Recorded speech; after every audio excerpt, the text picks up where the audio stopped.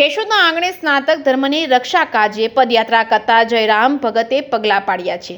અમદાવાદ જિલ્લાના ધોળકા ગામના જયરામ ભગત એટલે કે મહાન પદયાત્રી તેઓએ પોતાના જીવનકાળમાં ધોળકાથી પદયાત્રા કરી સનાતન ધર્મની રક્ષા કાજે પ્રચાર પ્રસાર કરવા સંકલ્પ કર્યો છે। ધોળકાથી સોમનાથ દાદાના ચરણોમાં શીશ ઝુકાવીને દ્વારકા 108 વખત પદયાત્રા કરવાનો નિર્ણય લીધો છે। 100 વખત આ કઠિન પદયાત્રા શ્રદ્ધાપૂર્વક પૂર્ણ કરી છે। જયરામ ભગતે ધોળકાથી રણુજા રામદેવડા રામાપીરના ચરણોમાં 32 વખત પદયાત્રા પૂર્ણ કરી છે। માં નર્મદાની કઠોર પરિક્રમા અંદાજે 4000 કિલોમીટર માત્ર 73 દિવસમાં 2 વખત પૂર્ણ કરી છે। આજના સમયમાં વાહનોની સુવિધા ઉપલબ્ધ થતાં પગપાળા ચાલવાનું ઘટી ગયું છે। ત્યારે ધોળકા ગામના જયરામ ભગત દ્વાદશ જ્યોતિર્લિંગ સોમનાથ દાદાના ચરણોમાં જતા પહેલા કેશોદ શહેરમાંથી પસાર થતા કેશોદના અગતરાય રોડ પર assistant sub inspector Pethabhai Gelabhai કોડિયાતરના નિવાસ સ્થાને રાતવાસો પોતાના જીવનમાં સનાતન ધર્મની રક્ષા કાજે પદયાત્રા દરમિયાન થયેલા અનુભવો અને કુદરતી શક્તિનો સાક્ષાત્કારની રહસ્યમય વાતો કરી હતી। ત્યારે સવારે કેશોદ ખાતેથી સોમનાથ જવા રવાના થયા હતા। જે કેસરી ગુજરાતી સાથે રાજુ પંડ્યા, કેશોદ।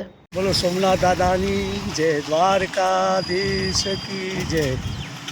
મારું નામ જયરામભાઈ માલજીભાઈ રબારી, મૂળ ગામ ધોળકા, જિલ્લો અમદાવાદ, તાલુકો ધોળકા।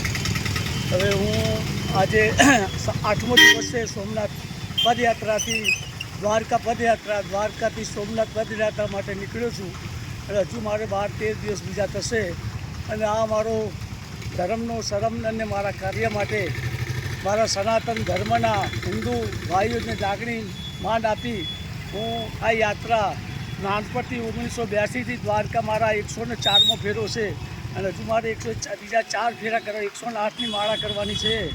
એટલે હું હજુ દ્વારકા સોમનાથ અને દ્વારકાથી સોમનાથ ડબલ યાત્રા ભગવાન કૃષ્ણ અને પોતે ભોળોનાથ દ્વારકાથી સોમનાથથી દ્વારકા ગોકુળમાં મળવા ગયા હતા। એ હિસાબથી એવું કહે છે કે દ્વારકા તમે સોમનાથ જાઓ, સોમનાથથી દ્વારકા જાઓ, દ્વારકાથી પાછા તમે સોમનાથ આવો, 10,000 યાત્રાનું ફળ મળે છે। એટલે આ હિન્દુ ધર્મને સનાતન ધર્મ માટે અમારે કાર્ય છે। અને એવી પ્રેરણા છે ભગવાન આવીને આવી યાત્રા કરાવે ને ખૂબ ભગવાન સમાજ હિન્દુ સનાતન ધર્મ સુખી થાય એવો મારો કેવો છે।